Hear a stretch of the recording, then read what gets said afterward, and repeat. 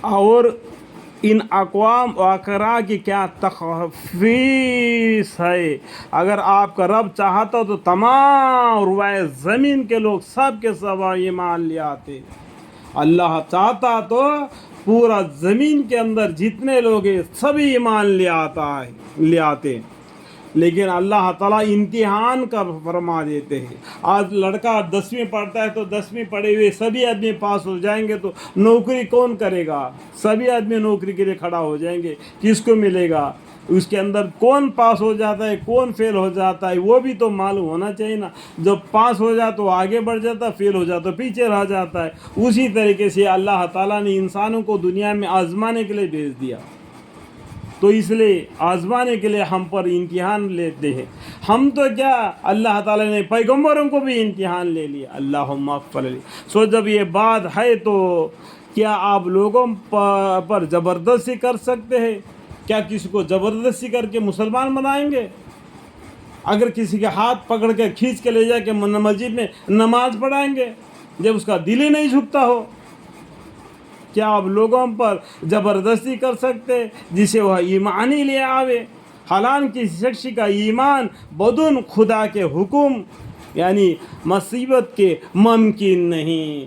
اللہ چاہے گا تو اس کا دل میں ایمان بھر دے گا، وہ خود بخود اللہ کے طرف مائل ہو جائے گا، قرآن کے طرف مائل ہو جائے گا، نماز کے طرف مائل ہو جائے گا، دین اسلام کے حکام کے طرف، ارکان اسلام کے پر مائل ہو جائے گا، اللہ کی رحمت کا سائے میں آ جائے گا.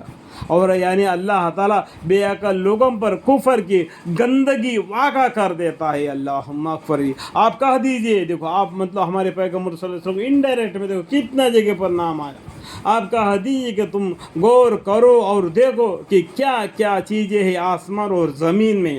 تم غور کر کے سوچو زمین اور آسمان کے اندر کیا کیا چیزیں ہیں. یہ سب کس نے پیدا فرمایا؟ اللہ تعالیٰ نے. اور جو لوگ عنادن ایمان نہیں لاتے ان کو دلائلیں اور دھمکیاں کچھ فائدہ نہیں پہنچاتی. یہ بیان ہوا ان کے عناد کا. سو لوگ دلالت حال صرف ان لوگوں کے اوقات کا انتظار کر رہے جو ان سے پہلے گزر چکے ہیں. یہ لوگ اس ٹائم کا انتظار کر رہے ہیں اس سے پہلے جو گزر گئے ہیں. تو ان کے پر اللہ کے طرف سے عذاب آ گیا، یہ بھی عذاب کا سامنا کر رہے، ایمان نہیں لا رہے. جیسا کہ ان کے اوپر عذاب آیا تو عذاب آتے وقت تو کہنے لگے کہ اب ایمان لائے. یہ بھی اس کا انتظار میں ہے، منتظار میں ہے. ان کو دھمکیاں کچھ فائدہ نہیں پہنچاتی.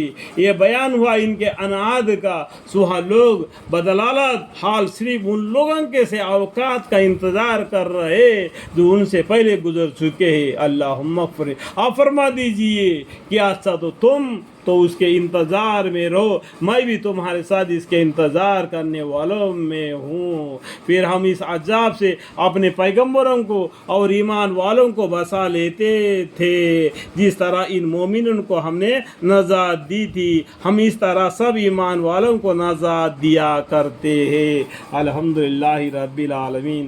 اللہ تعالیٰ تمام ایمان والوں کو نجات دیتے ہیں اور مومنوں کو اور پیغمبروں کو. یا اللہ تعالیٰ ہمیں دلوں میں بھی ایمان بھر دے. مجھے، میرے بیوی، میرے بچے، میرے پورے خاندان وسیلہ تا قیامت تک نسل بہ نسل ان سب کو ایمان کا راہ پر، دین اسلام کے راہ پر چلنے والے بنا اور دل سے اللہ کو راضی کرے، دل سے نماز پڑھے، دل سے گردن جھکائے اور قرآن کریم کی تلاوت اس گھر میں ہمیشہ ہمیشہ تلاوت کرنے والوں کو پیدا فرما.